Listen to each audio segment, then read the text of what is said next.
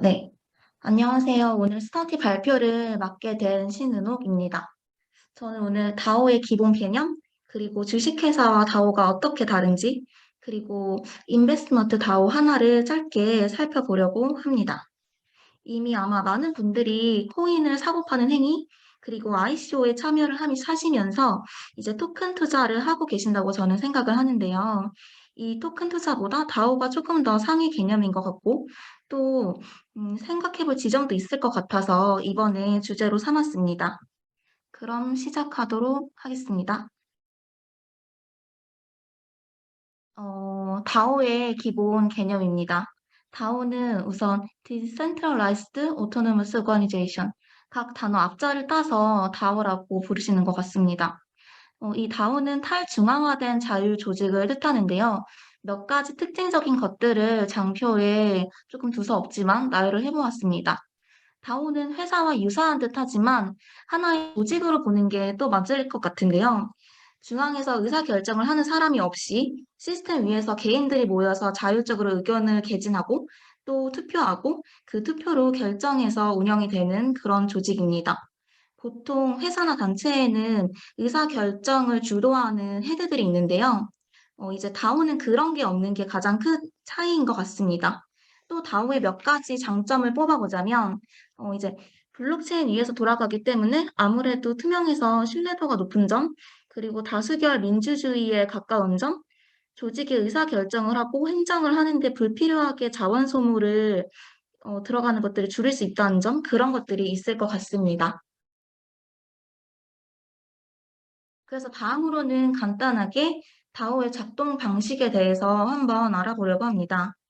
앞선 장표에서는 다오는 사람의 개입 없이 돌아가는 조직이라고 말씀드렸었는데요. 하지만 이 처음 세팅값, 규칙을 설정할 때는 사람의 개입이 필요합니다. 스마트 컨트랙트로 구현될 조건값과 결과값을 정하는 건데요. 이제 스마트 컨트랙트로 구현되는 조건 관련해서 저는 최근 어떤 유튜브를 봤는데 어떤 유튜버가 이걸 자판기에 비유한 게 좀 기억에 가장 남더라고요. 예를 들면 이제 사람이 가게 카운터에서 우리가 돈을 지불하고 우유를 주세요라고 하면 판매원이 우유를 정확하게 건네줄 수도 있지만 또 어떠한 이유로 혹은 판매원이 잘못 주거나 일부러 다른 걸 주는 경우가 생길 수도 있는데 이제 만약에 자판기를 이용하게 된다면 기계니까 정확하게 우리가 돈을 투입하고 우유라는 버튼을 누르면 정확히 우유가 나오는 것.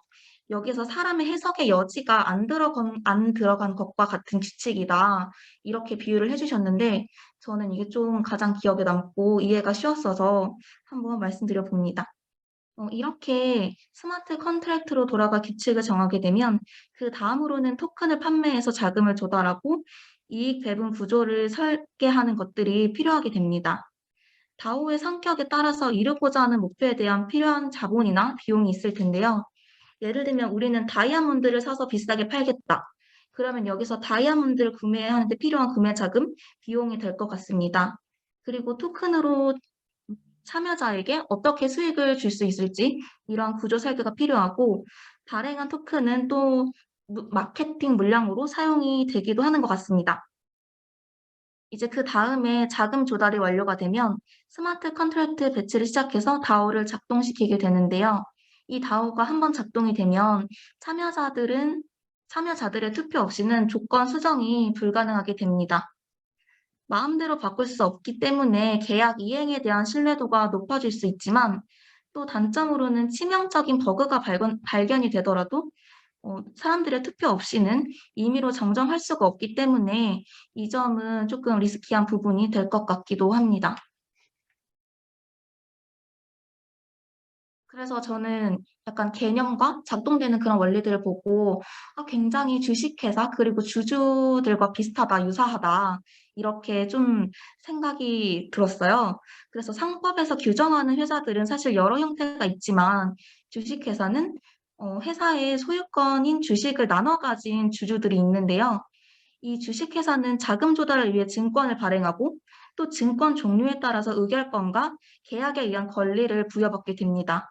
그리고 회사가 장사가 아주 잘 돼서 배당 가능 이익이 발생했을 때는 주주들에게 이익을 배당할 수도 있고 또 주주들은 이 주식이 상장된 주식이라면 주식 가치가 올라가면 차익 거래를 쉽게 할 수도 있습니다.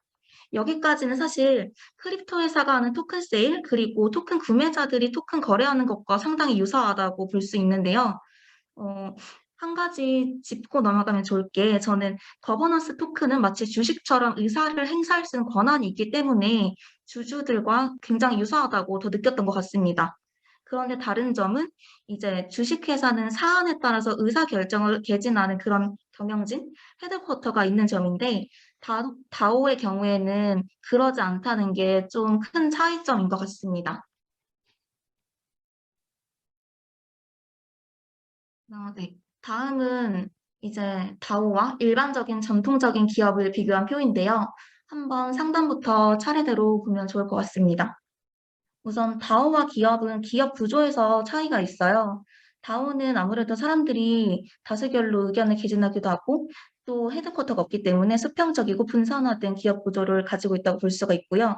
기업은 주주들이 있지만 이제 의사결정을 내리는 헤드쿼터가 있고 또 대주주가 존재하는 경우가 있기 때문에 다소 수직적이고 중앙 집중화되어 있다. 그렇게 볼 수 있을 것 같습니다. 또 이 조직의 소유권은 다오 같은 경우에는 발행하는 토큰으로 나눠서 볼 수 있을 것 같고요. 기업은 주식으로 나눠서 볼 수 있을 것 같습니다. 또 한 가지 여기가 특징적일 것 같은데 이제 커뮤니티 업데이트 이 부분이 다오의 특징적인 부분인 것 같아요. 이제 기업의 경우에는 규모가 크다면 분기, 반기, 연차 보고서를 통해서 또 주주들에게 상황을 리포트하기도 하고 이제 비상장 기업 같은 경우에는 사실 알 수 없는 경우 그런 것들이 많은데요. 이제 블록체인 업계의 특징인 것 같기도 한데 어 커뮤니티를 되게 중요하게 여기시는 것 같더라고요. 그래서 트위터, 깃허브, 디스코드 혹은 텔레그램, 카카오톡방 이런 거 통해서 이제 토큰을 가지고 있는 사람들과 자주 커뮤니케이션을 하고 이런 것들이 되게 특징적인 것 같습니다. 그리고 이제 회계 감사 부분인데요. 이제 다오 같은 경우에는 물론 우리가 짠 코드가 무결한지, 무결한지 이런 것들을 감사를 받긴 하지만 이제 재무 상태에 대한 감사, 일반적인 회계 감사 이런 것들은 이루어지지 않는다고 볼 수 있습니다. 하지만 오픈 소스 코드이기 때문에 투명하고 신뢰도가 높다고 볼 수 있습니다. 그리고 일반적인 기업에서는 이제 상장 기업은 어, 주기적으로 이제 감사 리포트를 받기도 하고 회계 감사를 받기도 하는데 사실 이런 부분을 감사를 받는다고 하더라도 언제나 분식회계나 부정은 있을 수가 있기 때문에 다소 다오보다는 불투명할 수 있다. 그렇게 볼 수 있을 것 같습니다. 그리고 거버넌스 같은 경우에는 다오는 이제 스마트 컨트랙트를 통해서 투표를 자동화할 수 있고요. 기업 같은 경우에는 주주총회 혹은 사안에 따라서 이사회를 통해서 그런 사안들을 결정할 수 있을 것 같습니다.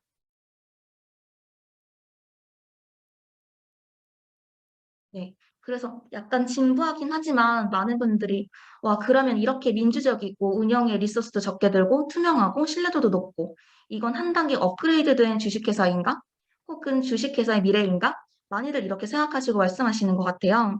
그래서 물론 저도 다오가 기존 주식회사의 단점을 보완하는 조직이라고 생각을 하는데요. 그러면 우리가 현재 자본시장에서는 대중들은 어떤 스탠스를 취하고 있고 또 어떤 사례들이 있는지 한번 같이 살펴보면 좋을 것 같습니다. 첫 번째로는 크라우드 펀딩입니다.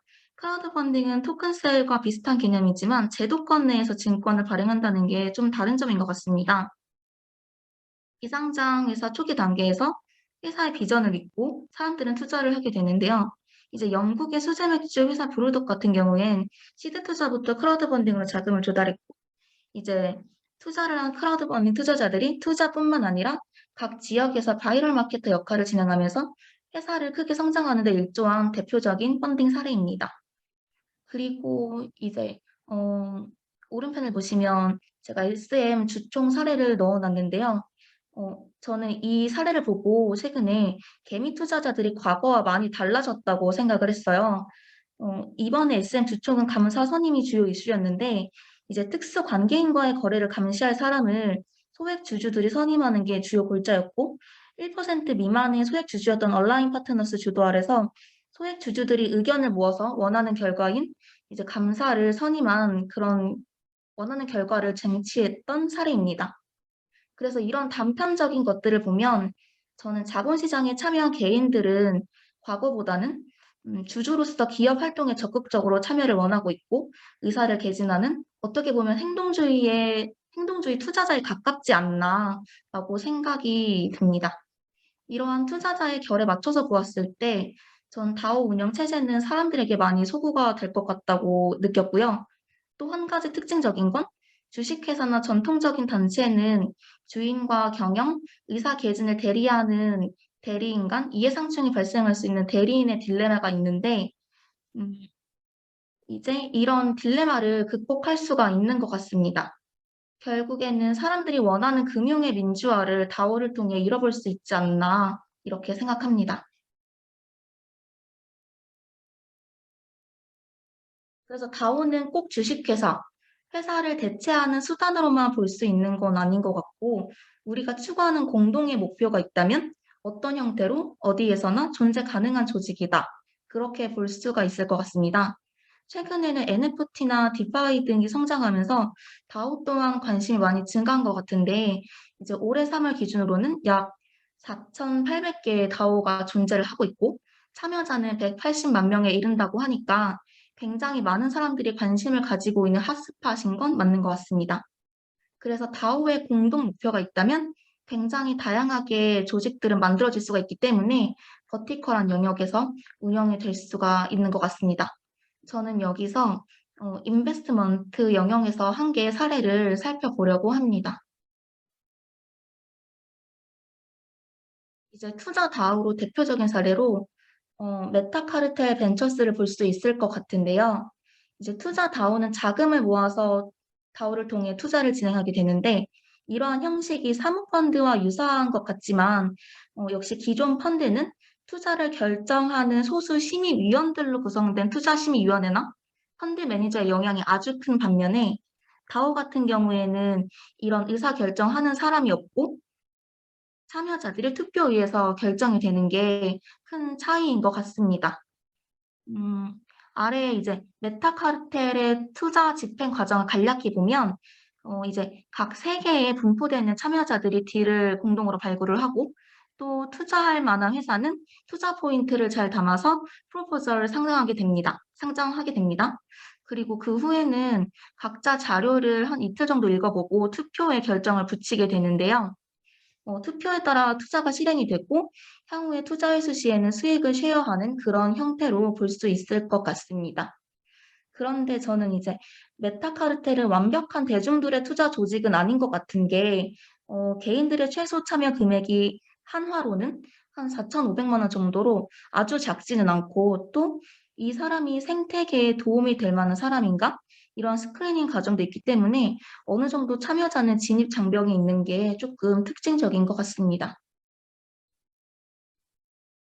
그래서 이제 메타카르텔 벤처스 사이트를 들어가게 되면 참여하는 파트너들의 이력이 나열되어 있는데요.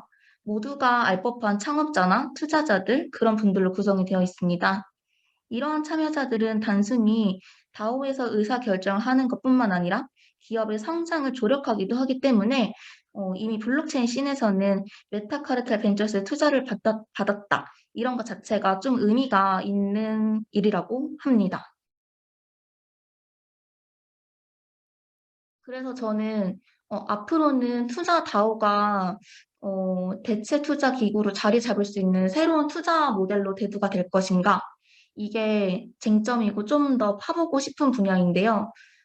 다오를 통한 투자의 장점과 그리고 앞으로 좀 해결이 필요한, 고민이 필요한 지점을 살펴보면 좋을 것 같아요. 그래서 이제 다오를 통한 투자의 장점은 아무래도 펀드 같은 경우에는 그런 명문화되어 있는 규약들이 까다롭고 이제 특정 지역에서 특정 기업에게 투자해야 되는 그런 것들이 조건이 아주 많은 반면에 다오마다 좀 조직마다 규율이 다를 수도 있지만 대체적으로는 비교적으로 자유롭다고 생각을 하고 있고 이제 국경의 자유가 있고 또 많은 사람들이 참여를 하고 있기 때문에 집단 지성을 발휘할 수 있다. 그리고 이제 매매에 소요되는 그런 수수료 같은 게 상대적으로 적다고 보고 있고 또 투자심의위원회나 여러 가지 행정 절차가 간소화되기 때문에 어, 혁신적인 기업이 있다면 빠르게 투자를 실행해보고 시험해 볼 수 있다. 이런 게 굉장한 장점인 것 같습니다. 반면에 좀 고민이 필요한 지점이라고 한다면 아래와 같은 것들이 있을 수 있겠는데요.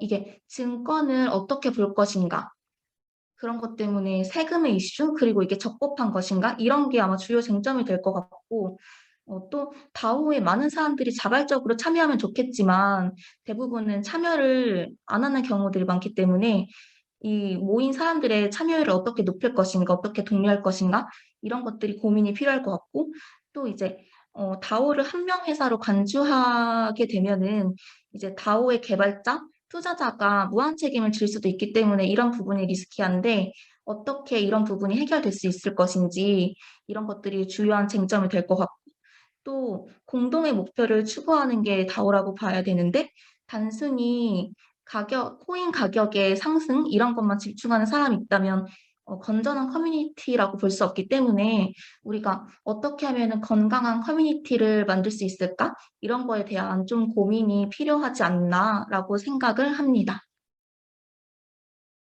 그래서 제가 발표한 내용은 여기까지입니다. 감사합니다.